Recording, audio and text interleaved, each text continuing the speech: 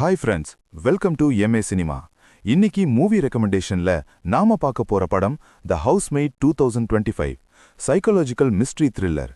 ஜனவரியில் தியேட்டரில் வெளியான இந்த படம் இப்போ தமிழில் ஓடிடியில் அவைலபிளா இருக்கு. கதை சுருக்கம்: சூழ்நிலை காரணமாக கதையின் ஹீரோயின் எங்கேயாவது வேலைக்கு சேர்ந்தாகணும்னு சொல்லி ஒரு வீட்ல ஹவுஸ்மெய்டா சேர, அந்த வீட்ல இருக்கிற குடும்பம் வெளித்தோற்றத்துல அழகாக இருக்க, பிறகு யோசித்து கூட பார்க்க முடியாத பல ரகசியங்களும் மன அழுத்தங்களும் மறைந்திருக்கின்றன என்பதை ஹீரோயின் எப்படி கையாளுகிறாள் என்பதுதான் இந்த கதை. கதைக்குள் போறதுக்கு முன்னாடி நம்ம சேனலை சப்ஸ்கிரைப் பண்ணிடுங்க. இந்த வீடியோ பிடிச்சிருந்தா லைக், ஷேர் பண்ணுங்க. ரிவ்யூக்குள் செல்லலாம்.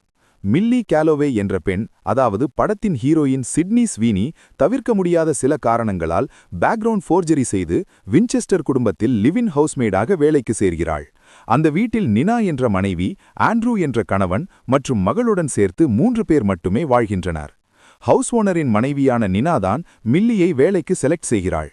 அந்த இன்டர்வியூ ப்ராசஸில் தான் கர்ப்பமாக இருப்பதாகவும், அதனால் இந்த வீட்டை சுத்தப்படுத்தி கொஞ்சம் சமையலில் ஹெல்ப் பண்றதுக்கு தான் உன்னை வேலைக்கு எடுக்கிறேன், அப்புறம் முக்கியமா என் மகளை கொஞ்சம் கேர் எடுத்து பார்த்துக்கோ என்று சொல்ல, ஹவுஸ் ஓனரான ஆண்ட்ரூ மற்றும் மகளும் அங்க வருகிறார்கள்.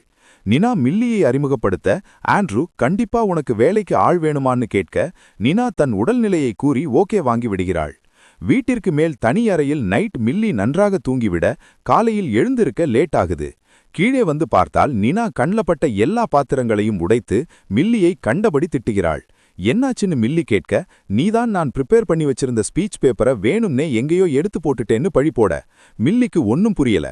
அங்க வந்த ஆண்ட்ரூ தன் மனைவியை சமாதானப்படுத்தி மில்லிகிட்டையும் சாரி கேட்கிறான்.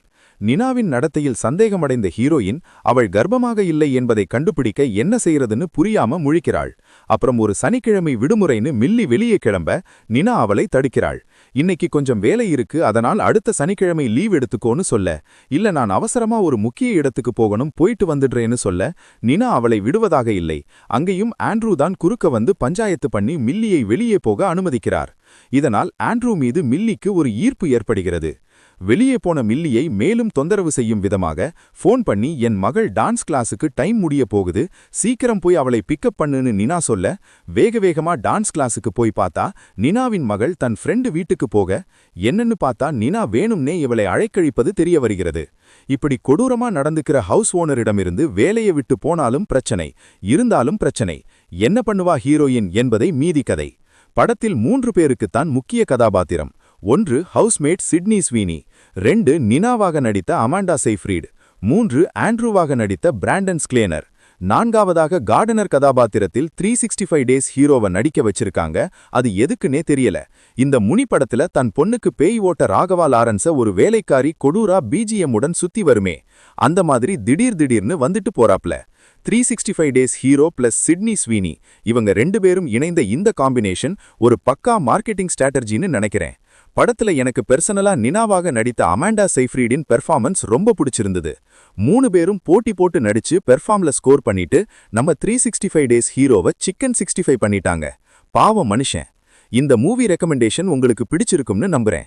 உங்களுக்கு பிடிச்ச மாதிரியான படங்களின் தொகுப்பை காண எம்ஏ சினிமாவிற்கு லைக், ஷேர், சப்ஸ்கிரைப் செய்து உங்கள் ஆதரவை தாருங்கள்.